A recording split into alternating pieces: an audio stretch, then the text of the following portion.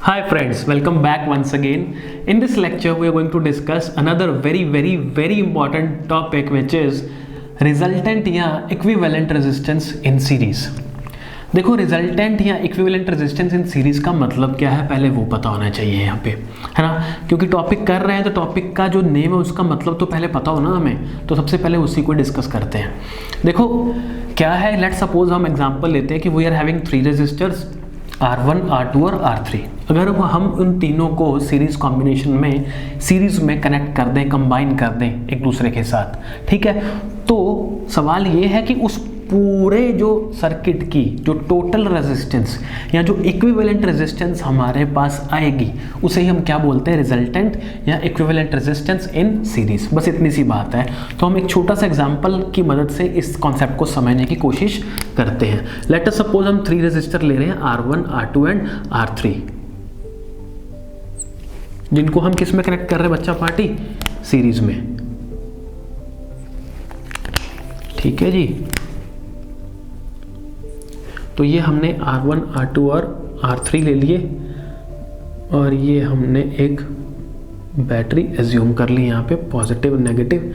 Let suppose ये V volt की battery है, ठीक है। लेट सपोज ये पहला जो रजिस्टर है ये R1 है, ठीक है बच्चा पार्टी। दूसरा रजिस्टर लेट सपोज ये कौन सा है, R2 नाम दे देते हैं, और तीसरे रजिस्टर को लेट सपोज हम R3 नाम दे देते हैं, ठीक है। V वोल्ट की हमने यहाँ पे बैटरी लगा दी, ठीक है। तो R1 जो रजिस्टर है लेट सपोज इसका जो पोटेंशियल डिफरेंस है इसके अक्रॉस वो V1 है।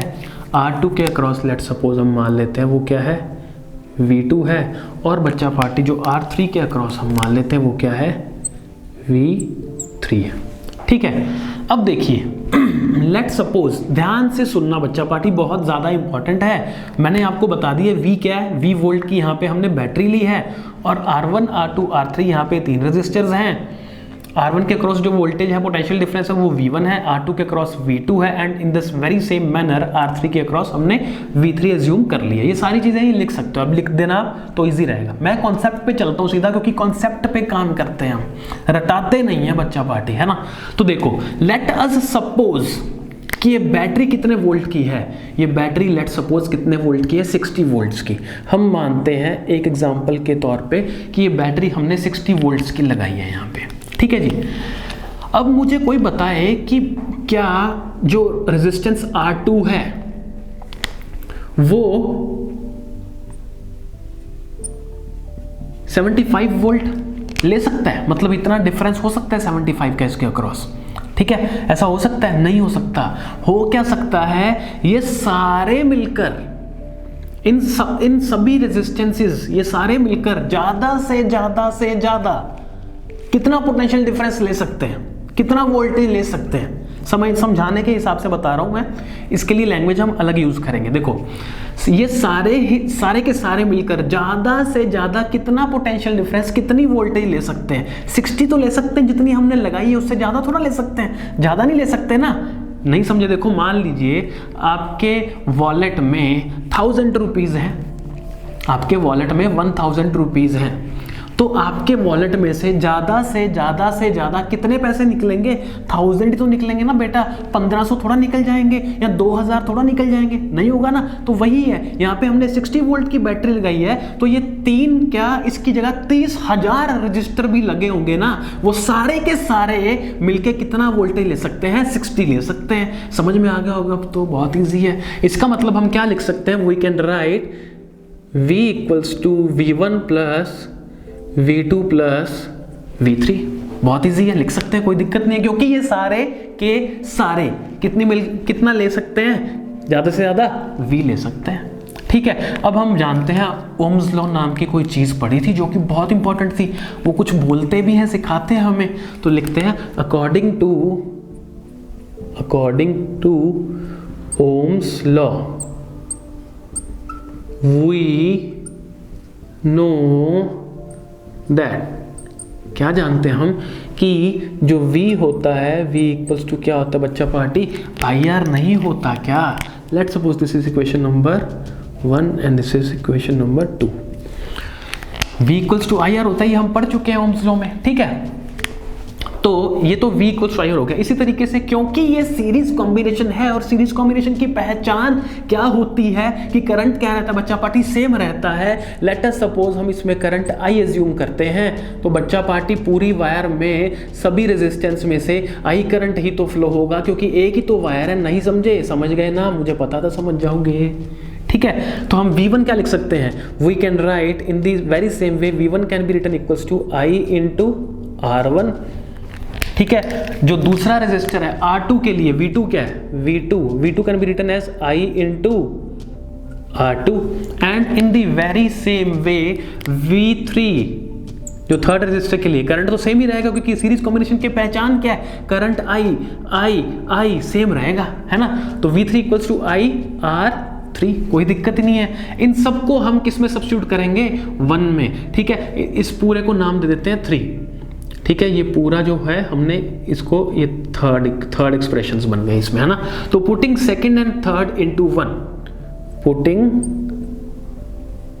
Second and third into first, we get, हमें क्या मिल गया? चलते हैं देखते हैं। तो V can be written equals to I into R equals to, है ना जी। V1 की जगह क्या लिखेंगे? IR1। V2 की जगह क्या लिख सकते हैं? IR2। V3 की जगह क्या लिख सकते हैं बच्चा पार्टी? IR3। कोई दिक्कत ही नहीं है, बहुत ईजी है ना। This implies IR equals to, इन तीनों में से, तीनों टर्म्स में से I कॉमन ले नहीं सकते क्या? हम ले सकते हैं ना, फिर क्यों नहीं लेंगे? लेंगे ना। तो अंदर कौन बचेगा?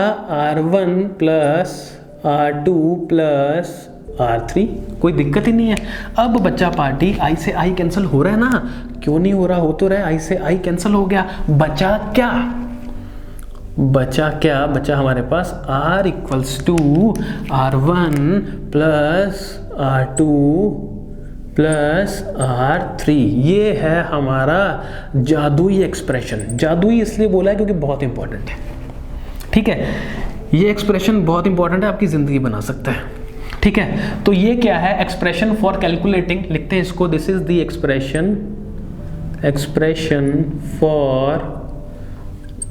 फॉर कैलकुलेटिंग इक्विवेलेंट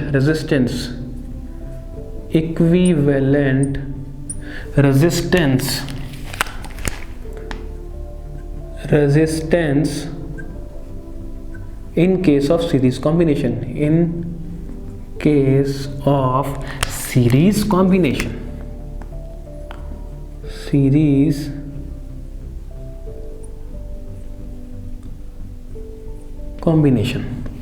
ठीक है बच्चा पार्टी। तो ये हमारे पास expression R equals to R1 plus R2 plus R3। अब ये एक्सप्रेशन हमने निकाल लिया। R क्या है यहाँ पे? इक्विवेलेंट रेजिस्टेंस, पूरे सर्किट की जो टोटल या इक्विवेलेंट रेजिस्टेंस आई है, रिजल्टेंट रेजिस्टेंस आई है, वो है ये। इसका मतलब क्या? यहाँ से बहुत सुंदर कंक्लूजन हम निकाल सकते हैं, जो कि क्या है? अगर हमारे पास यहाँ पे तो 3 का एग्जांपल लिए, जितने भी रेजिस्टेंसेस अगर सीरीज में लगे हैं, लेट्स सपोज 10 रेजिस्टर सीरीज में लगे हैं सीरीज में, और हमें बोला गया कि उस सर्किट की टोटल रेजिस्टेंस या इक्विवेलेंट रेजिस्टेंस या रिजल्टेंट रेजिस्टेंस निकाल के बताइए। तो कुछ नहीं करना, सीधे सीधे सबकी रेजिस्टेंस को क्या कर दो बच्चा पार्टी? प्लस कर दो, सम कर दो, आपके पास आपका आंसर आ जाएगा। इससे इजी कुछ हो सकता है इस पूरी दुनिया में? नहीं हो सकता। ठीक है, तो करना क्या है? जब कभी भी हमें सीरीज कॉम्बिनेशन में लगे रेजिस्टर्स की टोटल, उस पूरे सर्किट की टोटल या नेट रेजिस्टेंस या इक्विवेलेंट रेजिस्टेंस या रिजल्टेंट रेजिस्टेंस निकालने को कहा जाए, निकालनी पड़े, तो हमें करना क्या है? उन सभी इंडिविजुअल रेजिस्टर्स जैसे R1, R2, R3 जितने भी होंगे, उन सबकी रेजिस्टेंस को, उन सबकी रुकावट को, क्योंकि रेजिस्टेंस का मतलब रुकावट, उन सबकी रेजिस्टेंस को सीधा सीधा क्या कर देंगे हम बच्चा पार्टी? सम कर देंगे। तो हमारे पास उस पूरे सर्किट की इक्विवेलेंट या रिजल्टेंट रेजिस्टेंस आ जाएगी। This is all for this lecture guys. See you very soon in the very next lecture. Till then, thank you so much.